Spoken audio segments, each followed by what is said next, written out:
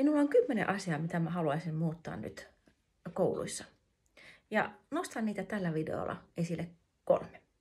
3 ensimmäisenä ehdottomasti tärkein on oppimisen tuen uudistus, joka tulee voimaan 1.8.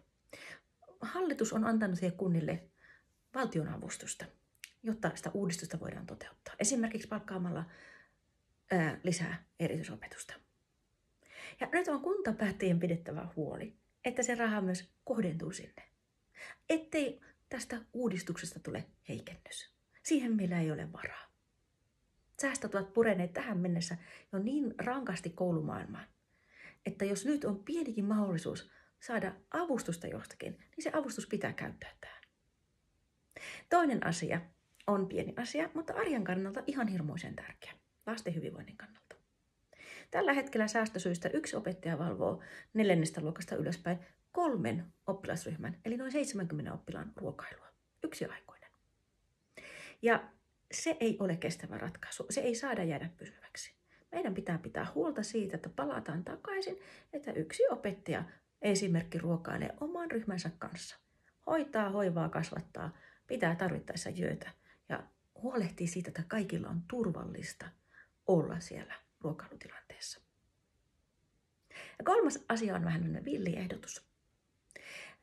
Haluaisin rakentaa sellaisen yhteistyökumppanuuden koulujen ja jyväskyläläisten menestyneiden yrittäjien, yritysten ja yksityishenkilöiden kanssa.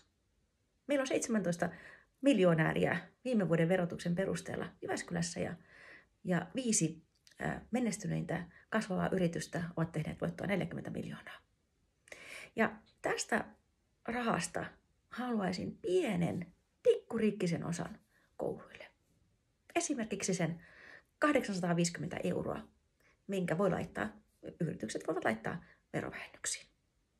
Ja sillä rahalla, mun unelma olisi se, että sillä rahalla jokainen oppilas Jyväskylän kouluista voisi kerran päästä Jyväskylän linkillä johonkin, mihin he haluaisivat mennä. Kulttuurin pariin. Katsomaan kaupunginteatterin kenraaliesitystä tai kuuntelemaan kaupunginorkesterin kenraaliharjoituksia tai mennä johonkin perjantai-ilmaisiin museoihin tai vierailla yliopiston lapsille järjestämissä tiedepajoissa.